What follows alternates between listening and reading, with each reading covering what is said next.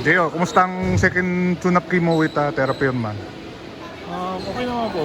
Siyempre hindi ako po satisfied. We have yet to get a win, but siguro itong mga games naman po namin, we're just trying to, well, personally, mas natututunan ko parang naman yung sistema nila. So, yun, ako naman, just everyday show up lang and just keep working naman po. Pero, yun, so far naman, okay naman po. You know, you see some hope, di ba? Kaya yung team naman po namin, kaya naman po namin makipag-compete. So hopefully yung import po namin, makatulong rin po sa amin. Kamusta yung mga nakakalaban mo nung Converge? Sila Balti, sila Arana, ngayon si Bo. Okay na po, yun, nakikita ko po na ko po kung kailangan i-work on sa sarili ko.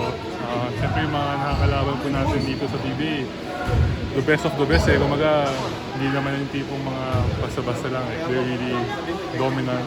So ako, I have to work on myself to get stronger.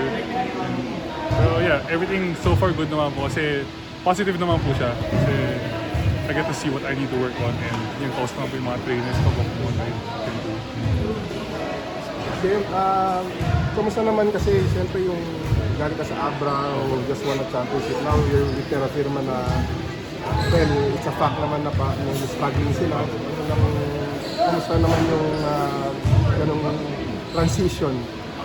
Ako naman po, ini-enjoy ko na naman po. Yun, like what you said, our team, you know, we're struggling, diba? Pero siguro ko, for me, I see it like in a positive way lang naman, you know. Since we're struggling na, there's so much room for improvement and for us to get better. And kami naman po, hindi naman po namin siya rush, you know, like we just take one game at a time, one practice at a time. And I can see naman na yun, the team's really working. And so hopefully itong season po, mawala na po yung stigma na pulo kami sa How about parang being put on a larger role here kasi based sa tune-up parang malaki yung papel mo sa offense ninyo. So anong thoughts mo sa role na yan? Yung role ko naman po, mainly is just to defend, get rebounds, defend yung mga imports. Yung offense naman po parang bonus na lang po yan. But I'm working on it. Yung role ko dito medyo malaki nga po sa doon mo tayong used to, but yun, yung mga coaches ko naman po, they really help me a lot. You know, just help me change my mindset. And so far naman, they've been helping me so much. And yun, I just need to gain more confidence na po talaga inside. Gio, there's been talk of yung mga arrival ng mga big imports. Kayo, may big import kayo, pero like yung nga si Bolbol nasa TNT, then Deguara daw sa Macau. Sir Totson facing not only the best of the best big men local sa PBA, but some of the tallest imports sa conference. Siguro for me, I think that's a challenge for all the local bigs too. Kasi ngayon na wala na pong mga high payments sa import, I think that's a way of, parang challenge po yun eh, di ba?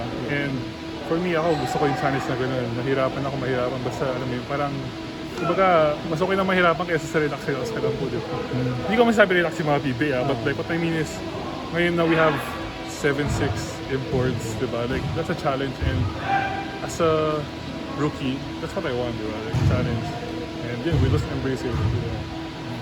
May plano ka na ba how to defend the likes of Bolbol and Deguara? We'll get there. Siguro ngayon, wala pa po masyado. Pero si Sam naman, I played with Sam. Yeah. He's with my teammate. So hopefully he'll go chill on me. But yun, ako naman po, I'll just take this. Ito, ngayon, I'm working on myself more with the team. So yung mga yan, we'll face it na naman yung About facing the 9-time MVP this conference? ayun, yun, exciting po yun. I'm excited to play against him. Alam ko mahihirapan po ako, but you know, like what I said earlier, there's a challenge na I wanna take. And for sure na po na akong matutunan from them. And hindi naman po ako pababayaan ng mga teammates ko and coaches ko. Like for sure, tutulungan rin naman po nila ako. So, yeah, exciting.